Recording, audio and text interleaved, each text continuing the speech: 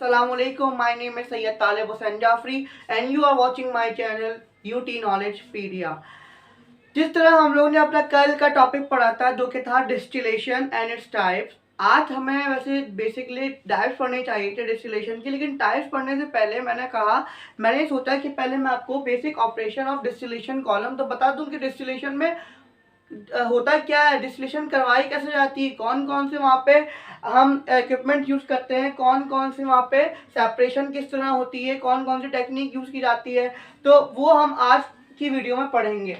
तो सबसे पहले हम आपको बता देते हैं कि ये हमारे पास डिस्टिलेशन कॉलम के साथ साथ हमारे पास ये एक्यूमुलेटर है, ये कंडेंसर है और यहाँ पे हम लोगों ने लगाया हुआ है रीबॉयलर। अब रीबॉयलर हम लोगों ने यहाँ पे इंस्टॉल किया हुआ है। सबसे पहले तो मैं आपको ये बता दूं कि हम लोगों ने यहाँ पे ये जो चार अपने इक्विपमेंट्स लगाए हैं, तो हमने लगाए क्यों हैं, किस किस बिना पे लगाए। तो पहले मैं आपको बताऊंगा कि कंडेंसर क्या काम करता है, डिस्टिलेशन टावर क्या काम करता है, रीबॉयलर एक्यूमुलेटर का काम क्या क्या होता है। तो सबसे पहले हम जानते हैं कि फीड जो कि हमारे पास एंटर होती है, फीड एंटर होती है तो हमारे पास उसको हम लोग ये इसके मोल्ड होता है, इसकी बेसिकली मोलर फ्लो रेट होता है। तो अब जो आपके पास एक्सएफ बोल देंगे इसको, तो जो आपके पास molar flow rate of feed होता है, इसमें सपोज के मिक्सचर ऑफ लिक्विड्स हैं, मिक्सचर ऑफ लिक्विड समझ लें आप A प्लस बी, दो कंपोनेंट्स हैं जो कि आपस में मिक्सचर बनाए हुए हैं, उनको हमें सेपरेट करना है। और ये कंपोनेंट और जो ये मिक्सचर है किसका है, लिक्विड का है। दो कोई ऐसे लिक्विड्स हैं जो कि आपस में मिक्सेबल है, उनको हम लोग को सेपरेट आउट करना है। तो उन मिक्सेबल लिक्विड्स को सेपरेट आउट करेंगे थ्रू डिस्टिलेशन। अब डिस्टिलेशन क्या आती है, कल हमने पढ़ा था, distillation is a separation technique which is used to separate the mixture of liquids into its individual component on the basis of their boiling point और रिलेटिव वॉलेटिलिटी। अब मैं बताऊंगा कि रिलेटिव वॉलेटिलिटी क्या होती है और बॉइलिंग पॉइंट क्या कि यहाँ पे किस तरह हम करते हैं। तो याद रखिएगा, रिलेटिव वॉलेटिलिटी की मैं अलग से वीडियो बनाऊंगा, लेकिन मैं आपको बता देता हूँ कि जैसे सपोज कि मेरे पास अगर दो कंपोनेंट है, बाइनरी मिक्सचर है, बाइनरी मिक्सचर मीन्स कि यहाँ पे दो कंपोनेंट्स हैं, दो लिक्विड्स हैं जो कि आपस में मिक्स हुए हुए हैं। अब हमें उन्हें सेपरेट करना है। तो याद रखिएगा, दोनों के दोनों मेरे पास लिक्विड इस तरीके के होंगे कि दोनों का बॉइलिंग पॉइंट या तो करीब करीब होगा या तो बहुत ज़्यादा डिफरेंस पे होगा। तो हम क्या करेंगे कि इन दोनों को हम लोग एक प्री हीटर से पास करते हुए एक फीड को डिस्टिलेशन कॉलम के अंदर एंटर करेंगे। अब फीड को ऐसे डिस्टिलेशन कॉलम के अंदर एंटर करेंगे तो हमारे पास नीचे से हाई टेम्परेचर मिल रहा होगा। अब हाई टेम्परेचर मिल रहा होगा तो क्या होगा, हमारे पास जैसे ही फीड एंटर होगी, तो फीड जैसे एंटर होगी तो देखो इसका अलग बॉइलिंग पॉइंट होगा, इसका अलग बॉइलिंग पॉइंट होगा। मान लो कि इसका बॉइलिंग पॉइंट 50 डिग्री सेंटीग्रेड है और इसका बॉइलिंग पॉइंट है सपोज के 80 डिग्री सेंटीग्रेड, हमने मान लिया। अब क्योंकि दोनों के बॉइलिंग पॉइंट्स में काफी ज्यादा डिफरेंस है, तो क्या होगा कि हमें पता है कि वॉलेटाइल कंपाउंड्स क्या होते हैं। वॉलेटाइल कंपाउंड्स वो होते हैं जिनका बॉइलिंग पॉइंट कम होता है। मोर वॉलेटाइल कंपाउंड्स वो होते हैं जिनका बॉइलिंग पॉइंट कम होता है, और लेस वॉलेटाइल कंपाउंड्स कौन होते हैं जिनका बॉइलिंग पॉइंट बहुत ज्यादा होता है। तो मोर वॉलेटाइल कौन सा हुआ, ए हुआ, क्योंकि ए का टेम्परेचर यहाँ पे 50 डिग्री सेंटीग्रेड हम लोग सपोज किया है। और बी क्या है आपके पास, लेस वॉलेटाइल है, क्योंकि इसका बॉइलिंग पॉइंट हम लोगों ने ज्यादा सपोज किया है 80 डिग्री सेल्सियस। अब क्या होगा, जैसे ही फीड एंटर होगी तो डिस्टिलेशन कॉलम है, डिस्टिलेशन कॉलम के अंदर क्या है आपके पास, ये हमारे पास नंबर ऑफ प्लेट्स लगी हुई है। प्लेट्स का काम क्या होता है, ये भी मैं आपको प्लेट्स और उसकी टाइप्स के बारे में एक नई वीडियो में बताऊंगा इंशाल्लाह आने वाले वक्तों में। तो अब जैसे ही एंटर होगी तो हम जानते हैं कि दोनों की दोनों लिक्विड फॉर्म में। अब जैसे ही दोनों लिक्विड फॉर्म में है तो यहाँ पे नीचे हाई टेम्परेचर होता है, तो जैसे ही हाई टेम्परेचर होता है यहाँ पे जैसे ही अंदर आते हैं तो जिसका बॉइलिंग पॉइंट कम होता है वो वेपराइज फॉर्म में ऊपर चला जाता है।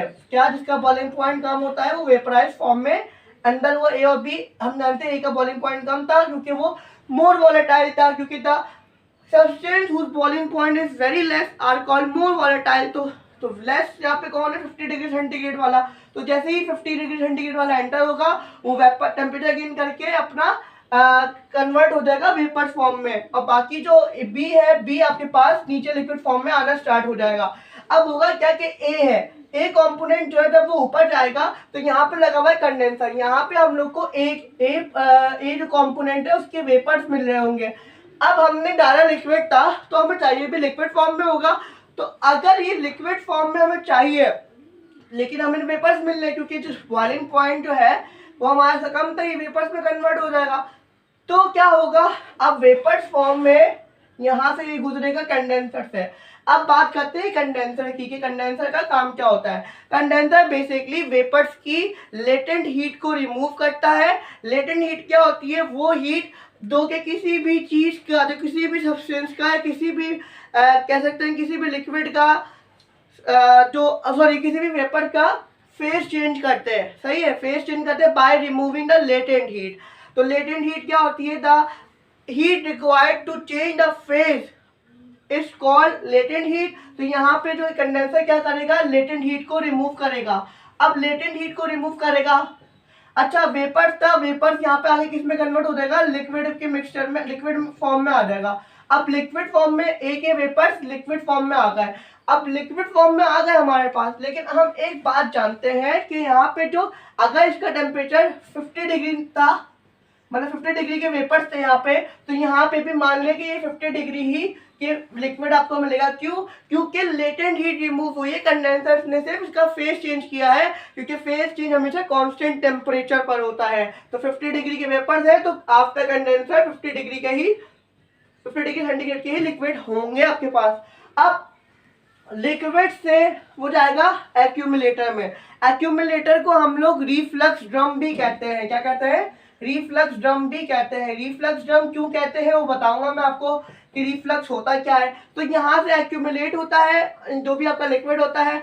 अब यहाँ से दो चीजें हैं, यहाँ से आप देखें कि ये दो पार्ट्स में डिवाइड होता आता है। एक रिफ्लक्स में, रिफ्लक्स ड्रम से आके रिफ्लक्स और टॉप प्रोडक्ट, जिससे टॉप प्रोडक्ट को हम लोग बोलते हैं डिस्टिलेट। टॉप प्रोडक्ट को हम लोग क्या बोलते हैं, डिस्टिलेट भी कहते हैं। तो जो रिफ्लक्स होगा, अब रिफ्लक्स क्यों करना पड़ा, याद रखिएगा, reflux is basically the returning back of the liquid. सही है, जो लिक्विड यहाँ पे हमें मिला है उसमें कुछ उसकी प्योरिटी को इंक्रीज करने के लिए हम क्या करते हैं, टॉप प्रोडक्ट की प्योरिटी को इंक्रीज करने के लिए हम क्या करते हैं, उसको रिफ्लक्स करते हैं। रिफ्लक्स क्यों करते हैं, ताकि जो वेपर्स, जो यहाँ पे कुछ इम्प्योर कंपोनेंट्स हो, वो भी जाके दोबारा रिटर्न बैक होके दोबारा जाके कांटेक्ट में आके दोबारा से अच्छी एफिशिएंसी, अच्छी प्योरिटी दें। तो रिफ्लक्स हम लोग इसलिए करते हैं। रिफ्लक्स की मैं अलग से वीडियो बनाऊंगा, टाइप्स ऑफ रिफ्लक्स भी बनाऊंगा, बाकी जो हमारे पास टॉप प्रोडक्ट भी आ जाता है। तो इसी तरह जो आपने देखा कि ए को हम लोगों ने सेपरेट कर लिया। अब बी जो था, बी का बॉइलिंग पॉइंट थोड़ा ज्यादा था, ठीक है, कितना था, 80 डिग्री सेल्सियस। तो हमने देखा कि आपके पास जो 80 वाला था, ए गया इस वेपर फॉर्म में कन्वर्ट होके, जो 80 वाला था वो लिक्विड फॉर्म में नीचे आएगा। अच्छा, लिक्विड फॉर्म में नीचे आएगा, ठीक है।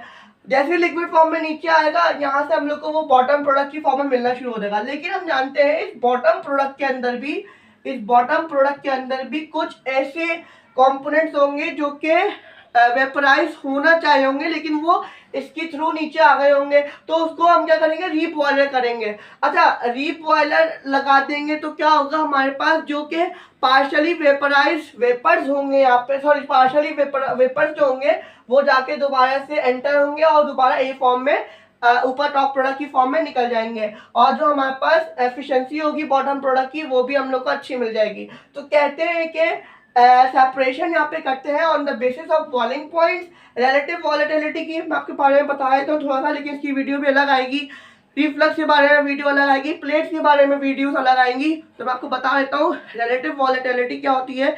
देखिए, कभी कभी हमारे पास दो लिक्विड्स ऐसे होते हैं कि जब हम चेक करते हैं कि हमारे पास उनमें टेम्परेचर डिफरेंस ज़्यादा होता है, और जब टेम्परेचर डिफरेंस ज़्यादा होता है तो on the basis of boiling point हम लोग कर देते हैं। लेकिन जब टेम्परेचर, हम बोलते हैं कि जब दोनों ऐसे लिक्विड है, ऐसा मिक्सचर ऑफ लिक्विड है जिसके अंदर आपके पास दोनों जो लिक्विड मिक्सिबल हैं, उनका जो बॉइलिंग पॉइंट है वो आपस में इंतहाई करीब है, मतलब कि बहुत नियर है आपस में। जैसे सपोज कि एक कंपोनेंट है ए और एक कंपोनेंट है बी, इसका बॉइलिंग पॉइंट है 75, इसका बॉइलिंग पॉइंट है 76.5 मान लें, आप कुछ भी कंसिडर कर लें। तो देखिए बहुत नियर है आपस में, तो इनकी सेपरेशन बहुत मुश्किल से होती है। तो रिलेटिव वॉलेटिलिटी हमें बताती है कि सेपरेशन पॉसिबल है या नहीं है। वो किस तरह है वो हम नेक्स्ट वाली वीडियो में पढ़ेंगे इंशाल्लाह। तो अब हम नेक्स्ट वीडियो में मिलेंगे। तो थैंक यू वेरी मच, और प्लीज़ मेरे चैनल को सब्सक्राइब करें, लाइक करें, शेयर करें। ये क्या हो गया?